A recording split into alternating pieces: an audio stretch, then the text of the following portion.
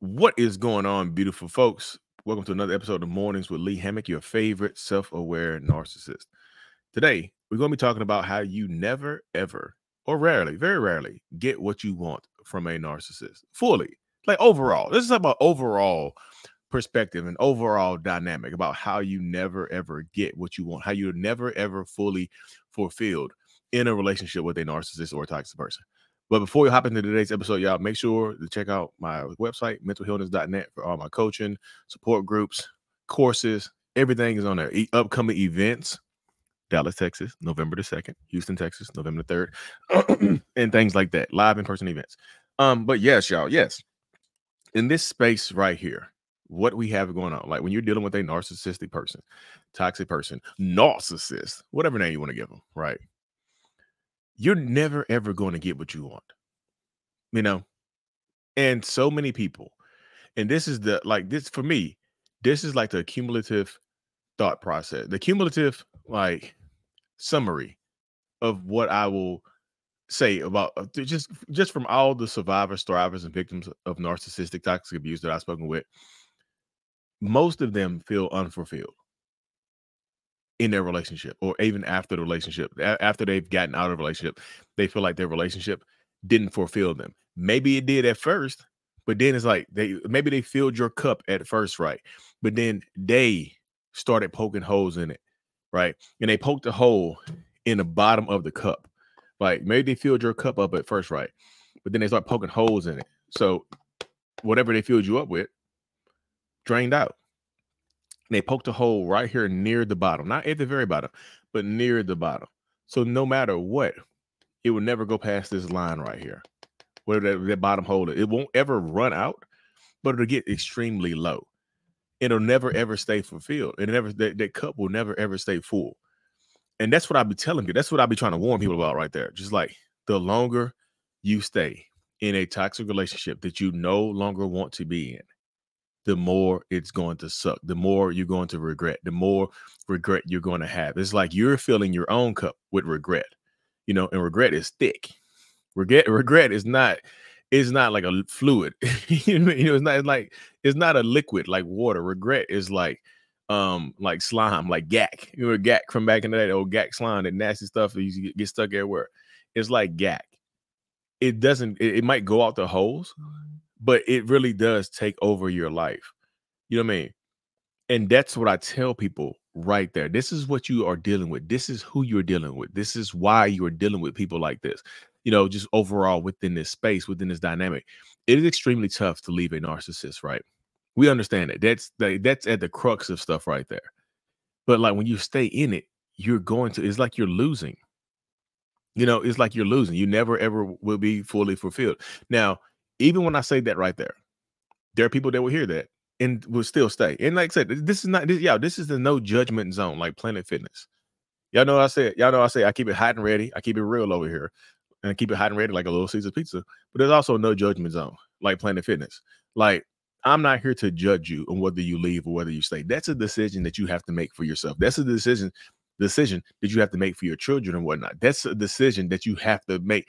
You have to really, truly want to make for yourself. That's what you have to do. That's something that you have to do. That's something that you have to think through. That's something that you have to plan about. That's something that you have to prepare for. Right. That's something that you have to do. That really is. It's nothing that anybody else can do for you. This is something that you have to fight through and do for yourself. It's absolutely part of it right there. You have to fight through this and do it for yourself. So that's why I tell people, like, you have to be ready to struggle with narcissistic people. You have to be ready to fight with narcissistic people. You have to be ready to fight for your freedom sometimes. Fight for your sanity. If you're going to stay, you have to try to fill your cup up by yourself. Like I said, they're going to put little things here and there. It's not always bad. That's why a lot of people stay, because it's not always bad, and there's varying degrees, right? Some people's relationships are more abusive than others, it would seem, but abuse is abuse nonetheless. I'm not trying to minimize anybody, right? Because comparison can be the thief of joy, but it can also be comparison, not only the thief of joy, but it can also be the thief of healing. You comparing your healing journey to somebody else, you can steal your healing. You can steal your own healing. You can slow it down. You can take it away because you think you should be further along. I'm supposed to be further along. I'm supposed to be healed by now, but I'm not. I feel so bad about myself and where I'm at. Don't feel bad for yourself. Y'all got to show yourself some compassion. Yeah, the narcissist is already beating you up emotionally. Don't beat yourself up too. It's like they're already hitting you emotionally, sometimes physically. Don't just start well, I'm already getting beat up emotionally. Might as well start hitting myself. You know what I mean? Quit hitting yourself. Quit hitting yourself. You know what I'm saying? You have to stop doing that. That's what I'm just saying. Like these toxic relationship dynamics, you would never feel fulfilled. That's why, like, even when you're with this person, even when you have this person with you, even when y'all break up and get back together, yeah, like you leave and you're feeling horrible, and y'all break up and then you end up getting back together. That's why you might feel good in the moment, but then you wake up in the middle of the night after y'all done clap cheeks or whatever, you roll over, you like, and you look at that stinking ass narcissistic person sitting beside you, that stinking ass toxic person, you roll over, you like, and you hate them. You do. You roll over. They might have made you feel good for a little bit, but you really hate them. You sometimes you end up hating yourself for the fact, because you feel bad because you hate this person that you once loved, right? You hate the fact that they put you in this situation. You hate the fact that they treated you so badly. You hate the fact that they didn't fulfill those promises. You hate the fact that they treat you badly. You hate the fact that they neglect your kids.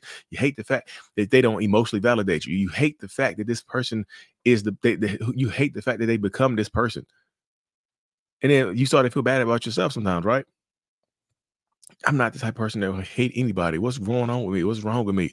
You know, you love them, but you hate them at the same time. You can have love for them and also still hate them. You see what I'm saying? You can have love for your mama. You can have love for your daddy. You can have love for your husband or wife, whoever it is, right? But you can still love them and like, damn, I can't stand your ass. And that sucks to be in that position right there, because it really does. So many people fall into that space where it sucks so badly.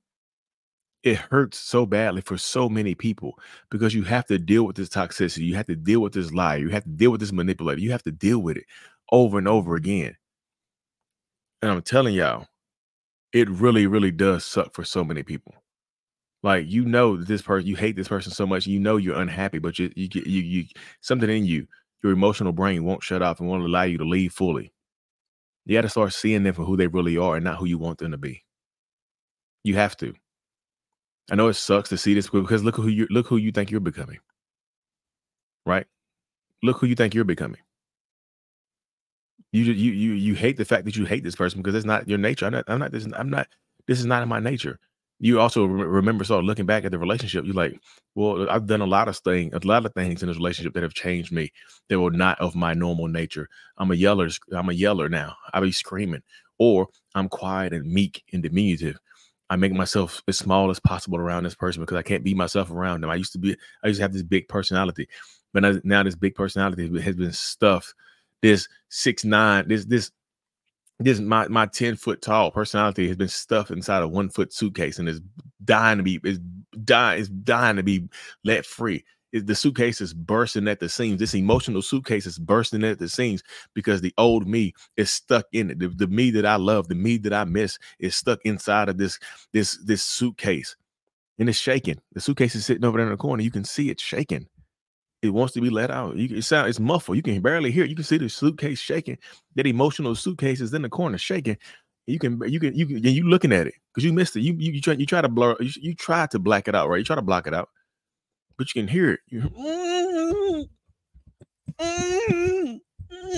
Let me out. And you miss you.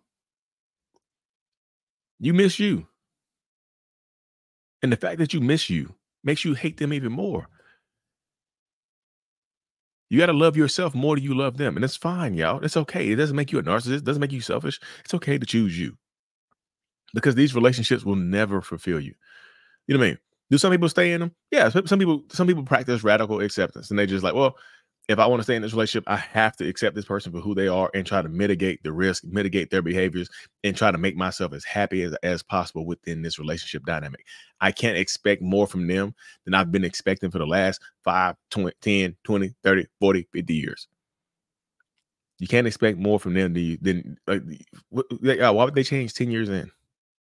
What are you telling yourself? Why would they change 15 years in? They think you're cool with it. Why would I change a behavior that I think you accept? I thought you were cool with the behavior you're not. Then why are you here?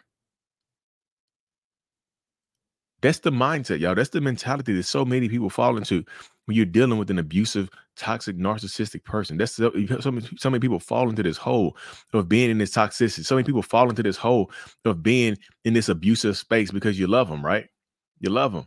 And I get it. Yeah, trust me. When I say I get it, I get it. I get it. I do. I do. I get it. And it sucks to get it sometimes. It sucks to understand what you're going through. You see what I'm saying? It sucks to experience that. And I really do hate it for y'all. I really do. You know, because I want everybody to win. That's one of the things I be wanting people to do. I want y'all to win so damn bad. Y'all, I be just rooting for y'all so much. That's why I do my one-on-ones and things like that. I be rooting for y'all asses. I be wanting y'all to win so bad. And I get frustrated when y'all don't. But what does winning look like to you? I can want you to win as much as I can, right? I can want you to win as much as I want to. I can say it, I can preach it, I can pound this, I can pound my hand on this desk, my head on this desk. I can just go crazy with it, right? But you have to want yourself to win more than I want you to win. You got to root for yourself. You do. You have to root for you. Because I'm rooting for you. Just so you think about this, you in a situation right here and you like, man, I'm just sick. Just know that Lee rooting for you. I'm clapping for you somewhere. If you're my support group, the mental healers, you know I'm clapping for you. I'll be clapping for everybody in my group. My group, they know. They do know. You know what I mean? They know. They really know.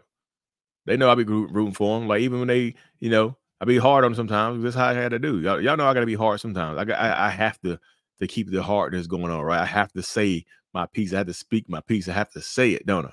I do. I got to say it, some certain things to you. You know what I mean? To rattle you, to get you, to shake you. I want to shake you. I want you to shake free, right? I want you to shake free and be the best version of you that's possible. I want you to live a fulfilled life because the longer I'm staying in therapy, I'm fulfilling my own life. And the more people I help, the more fulfilled I feel, y'all. The more fulfilled I feel. That's crazy.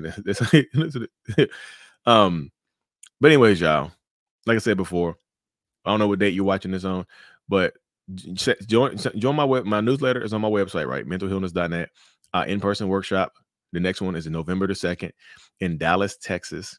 And then we're trying to do November the 3rd in Houston, Texas, but it might be an afternoon one, afternoon, evening one.